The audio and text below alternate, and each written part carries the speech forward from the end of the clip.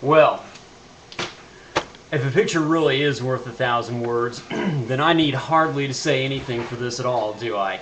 You know, I did a clip a while back about Sarah Palin herself. It was about a year or so after the '08 campaign, in which she and Senator McCain were pretty soundly defeated by the Democratic ticket.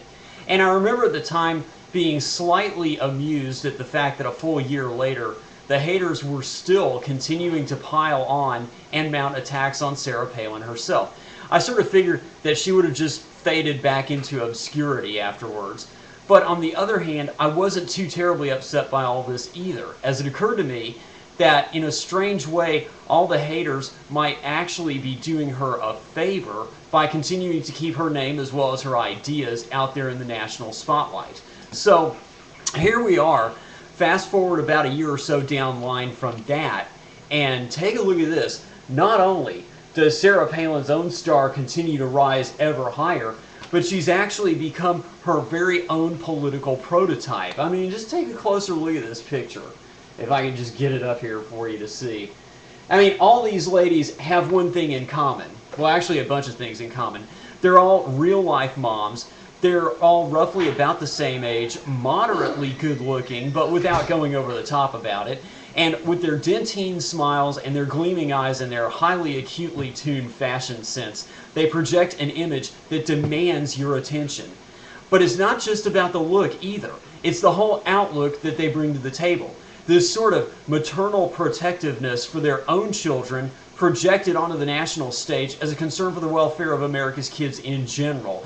A powerful vision, because we're a culture that has for the last 20 years or so championed the idea it's all for the kids.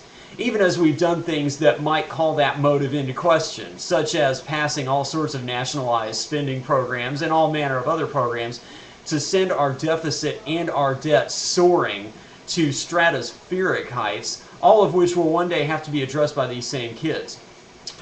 But these ladies are using the very same rationale, but to advance the opposite message.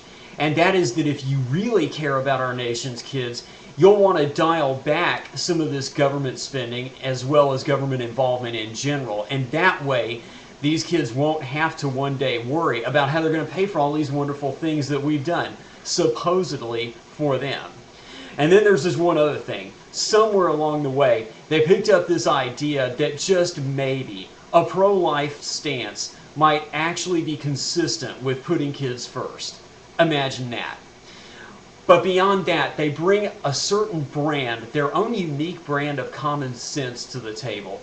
And they just seem to come across as a lot more motherly, with all due respect, than, say, Hillary Clinton or Nancy Pelosi. This whole thing about how moms just sort of know when something's wrong, that resonates. And the reason it resonates is because there's a lot of truth to it. Frankly, I would take any one of these ladies as my own mom any day of the week. In fact, I'm proud to say to all of you that my real mom does exude a lot of the same personal qualities that I see on display here, albeit from a decidedly different political point of view. But that's neither here nor there.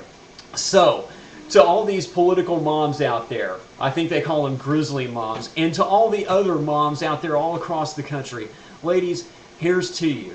You have come from out of nowhere to demand our attention. You now have it, and here's hoping that you keep more of it coming. Keep it coming.